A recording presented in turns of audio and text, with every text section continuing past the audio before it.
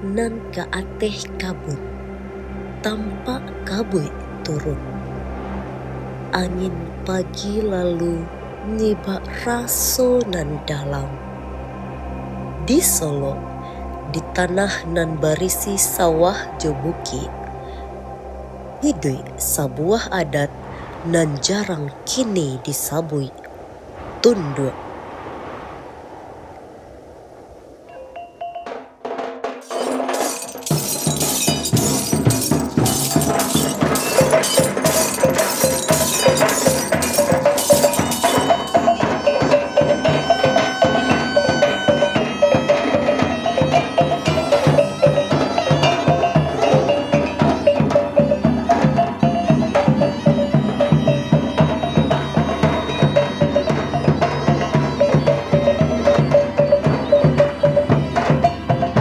Suatu tradisi nan alun banyak orang uli, tapi dalamnya lebih dalam dari dalam hati.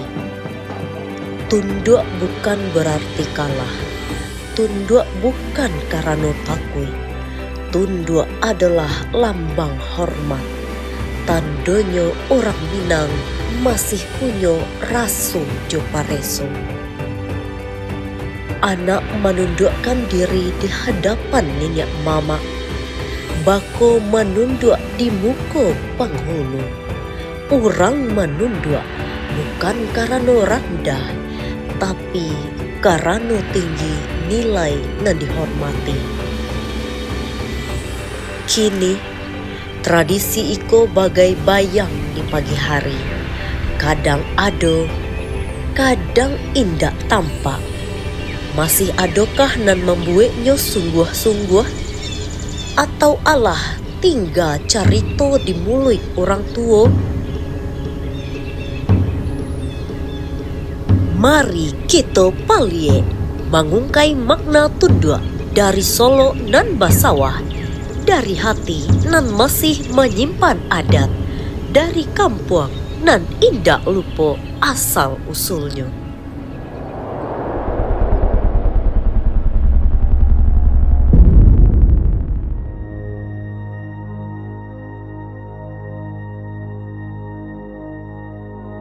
Kalau di Minangkabau, pernikahan selain juga aturan dalam agama, pernikahan juga punya aturan di dalam adat dan istiadat.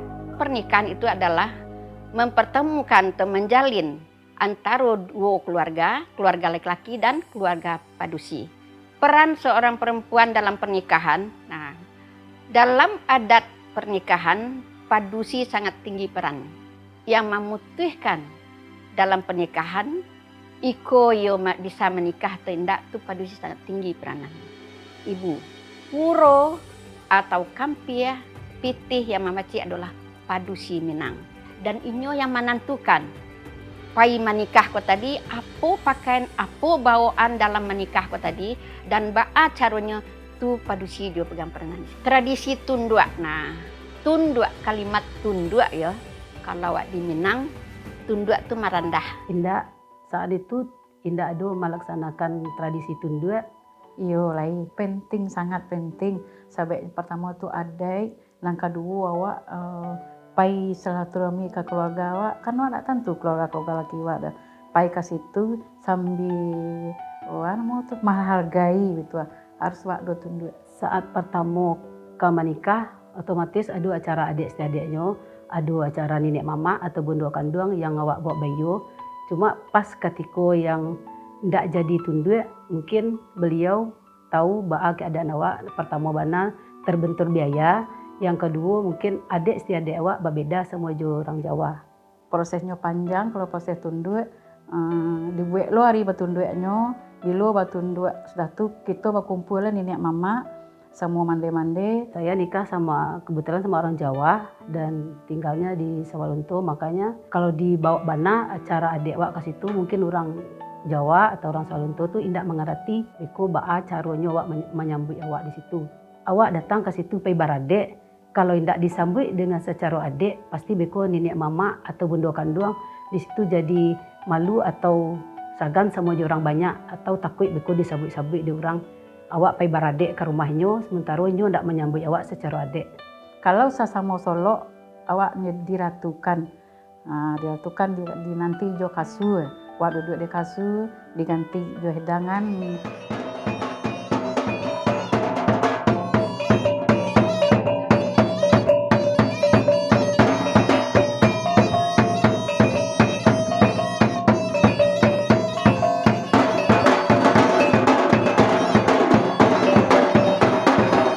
Menurut adat Minang, bahwa fungsi tunduk itu yang pertama menghubungkan silaturahim antar pihak anak daro jo merapulai untuk kedua belah pihak, silaturahim.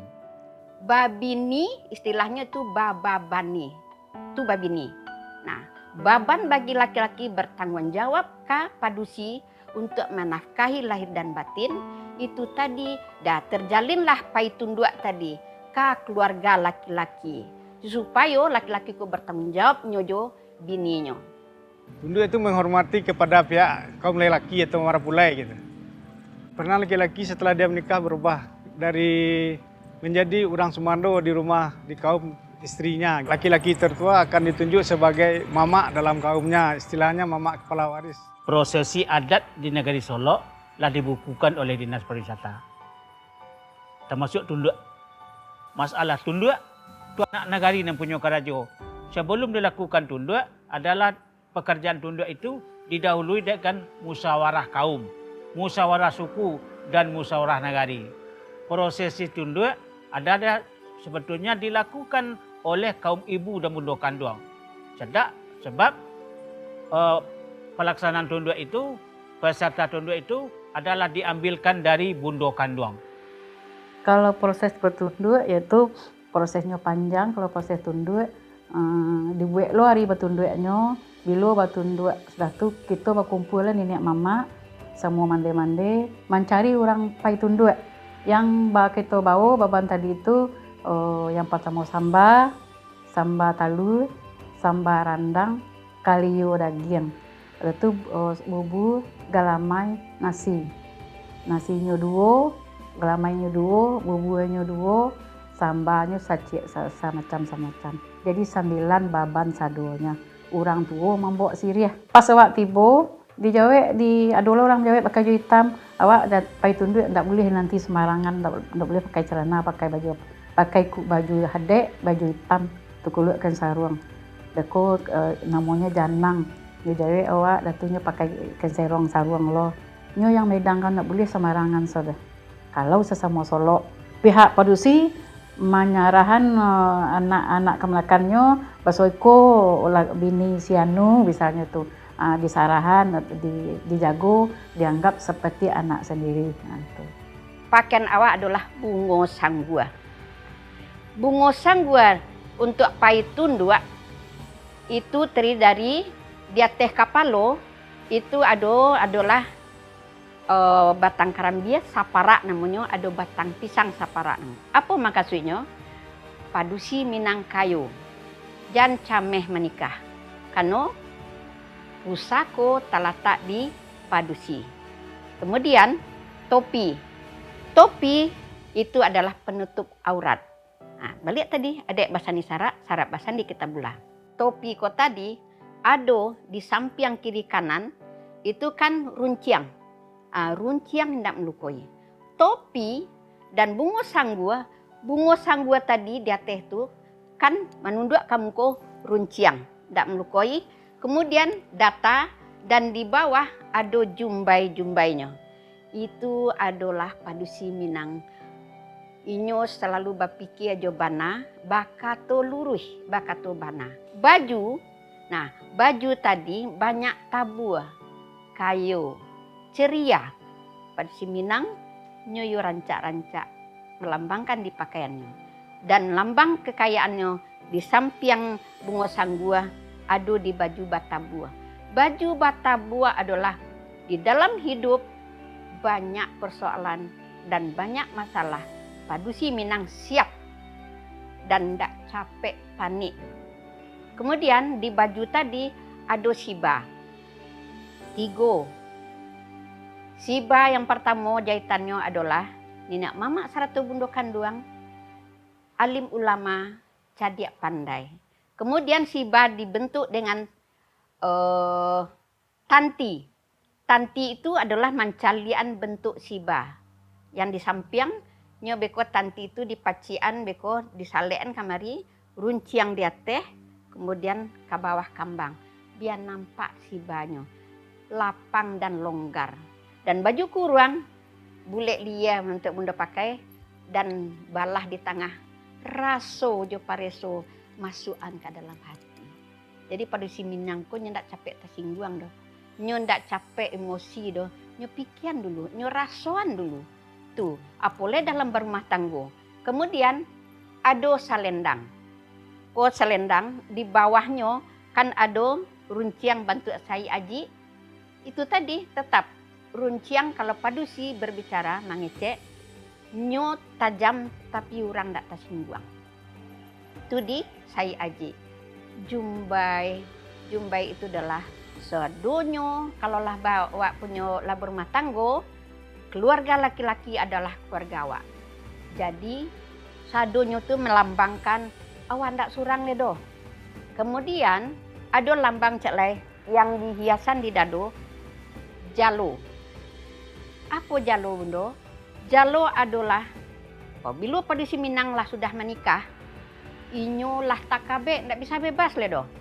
Jan kalamak di inyo seh. Pai keluar melapor ke suami dulu. Apapun yang dilakukan, jangankan itu untuk sholat tahajud mengecek ke suami dulu. Sudah membuka tahajud. Bitu bana santunyo istri ke suami. Laca menunjukkan di samping manuti dado menunjukkan kekayaan jo. Ada laca di dado beko. Nah itu galang menunjukkan kekayaan jo. Jadi padusi ko nyo kayo. Kain di samping manuti aurat padusi Minang anggun bakain.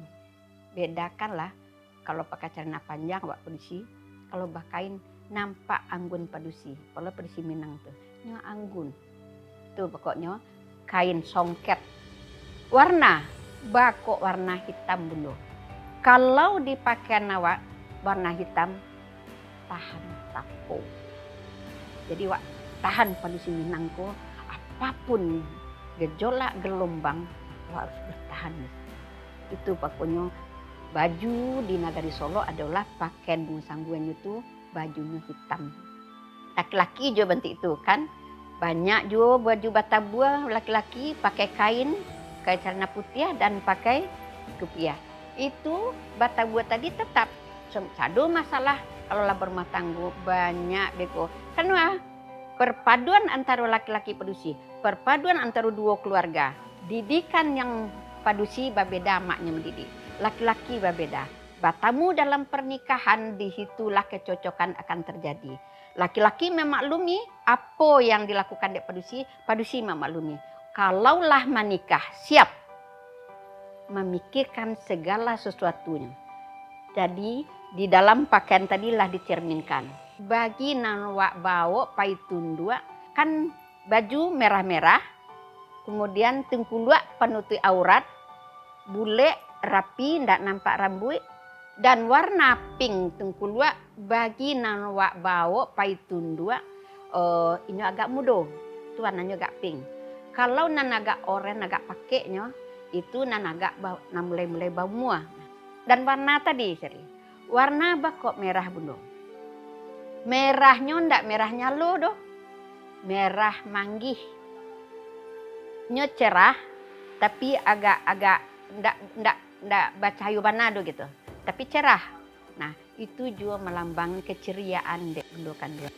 Makna yang bisa diambil dari tundu itu, maknanya paling kadang awak bisa langsung hari setelah menikah silaturahmi jo keluarga laki awak, jo mentua awak. Yang kecewa pasti ada. Termasuk ante sendiri merasa agak sedih, merasa agak kecewa. Soalnya kalau bisa, awak pai tunduk. Walaupun itu orang Jawa, tapi dengan keadaan tadi, mungkin semua orang tidak bisa pai tunduk. Soalnya membutuhkan biaya tadi juga.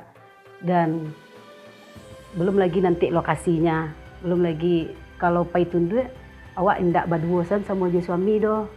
Itu tuh membawa orang lo beko sekitar 9 atau 10 orang dan membawa baban. Mungkin itu kalau untuk selanjutnya kalau bisa yo bapon bana dulu untuk awak beralek.